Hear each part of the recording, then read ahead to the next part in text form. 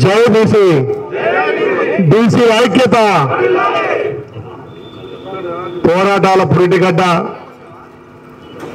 తెలంగాణ ఉద్యమాన్ని ఉవ్వెత్తున నిలిపి ఎన్నో వందల కేసులు కూడా భరించి తెలంగాణ జయం మాకు తెలంగాణ ముఖ్యమని చెప్పి పోరాటటువంటి ఈ క్యాంపస్ గడ్డ మీద మళ్ళొక్కసారి మా బీసీలకు మా వాటా మాకు రావాలి, విద్యా ఉపాధి స్థానిక సంస్థల్లో 42% మేము వాటా సాధించుకుంటామని చెప్పి ఈ పోరాట గడ్డల నుంచి మళ్ళొక్కసారి దీక్షకు పోయినటువంటి ధర్మ దీక్షకు పోయినటువంటి మా సోదరులందరికీ ఉద్యమాభివృద్ధులు తెలియవచ్చు. దీనికి రాష్ట్ర ప్రభుత్వం తరఫున మద్దతు ఇవ్వడానికి అన్ని విధాలా నేనున్నా. బీసీల ముద్దుబిడ్డ రాష్ట్ర మంత్రివర్యులు మా పెద్దన్న వాకిటి సిఆర్ గారు, అదేవిధంగా ఏ ఉద్యమానికైనా బీసీల పక్షాలు నిలిచి జాతీయ అధ్యక్షుడు బీసీల జాతీయ అధ్యక్షుడు జాతీయ సేన గారికి ఇంకా వేదిక మీద చాలా మంది ఉన్నారు. వాళ్ళందరికీ మీడియా మిత్రులకు ప్రత్యేకంగా ధన్యవాదాలు తెలియజేస్తూ ఈ ఉద్యమాల గడ్డ నుంచి ఏది తలపెట్టినా వెనకడు వేయకుండా సాధించేంత వరకు పోరాడినటువంటి చరిత్ర ఈ ఉస్మానియా యూనివర్సిటీ. మరి ఇక్కడికి రావాల్సిన అవసరం ఎందుకు వచ్చింది మీరు ఒకసారి ఆలోచన చేయాలి. ఈ రాష్ట్ర ప్రభుత్వం పెద్దలు గౌరవ ముఖ్యమంత్రి రేవంత్ రెడ్డి నేతృత్వంలో 42% బీసీలకు ఉద్యోగ ఉపాధి స్థానిక సంస్థలు ఇవ్వాలని చెప్పి అసెంబ్లీలో బిల్లు చేసి చట్టం చేసి గవర్నర్ పంపిన తర్వాత కేంద్రంలో ఉన్నటువంటి బీజేపీ అధికార పార్టీ మోకాలడ్డి ఇలా ఎక్కడ తెలంగాణ రాష్ట్రంలో కాంగ్రెస్ పార్టీకి పేరు వస్తుందనే ఉద్దేశంతో ఇలా మోకాలు అడ్డుకొని బీసీలంతా కూడా పార్లమెంటు సమావేశాల్లో జంతర్ మంతర్ దగ్గర పెద్ద ఎత్తున ఉద్యమం చేసి నిరసన తెలిపిన కేంద్ర ప్రభుత్వానికి చీమ కుట్టినట్లేదు. ఇలా బీసీలంటే బ్యాక్వర్డ్ అంటే వెనుకబడ్డటువంటి వారు కాదు, వెనుకకు నెట్టేబడిన వాళ్ళు.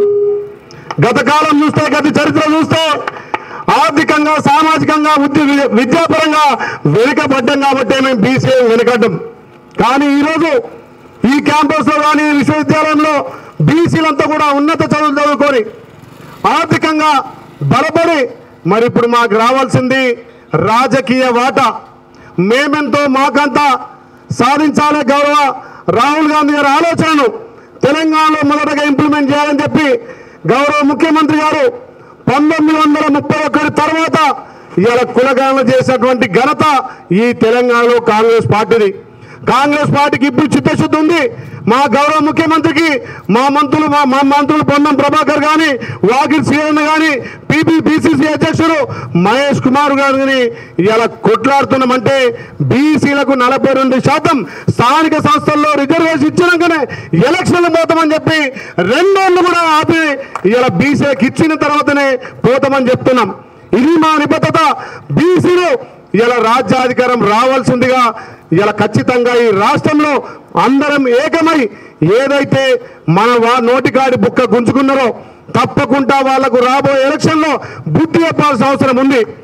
ఇలా గల్లీలో దోస్తాన్ చేసుకుంటూ గల్లీలో కుస్తీ ఢిల్లీలో దోస్తాన్.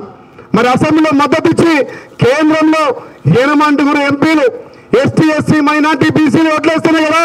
ఈ 8 మంది ఎంపీలు బీజేపీ వాళ్ళు గెలిచి కేంద్రంలో కనీసం మోడీ గారి అపాయింట్మెంట్ కూడా ఇవ్వరు.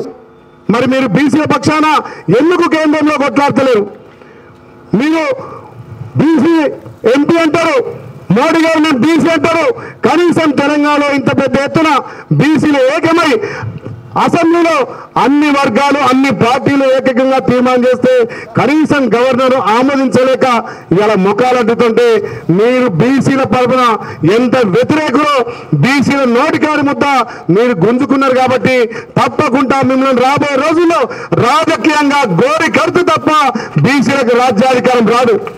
మీరు ఒకటి ఆలోచన చేయాలి.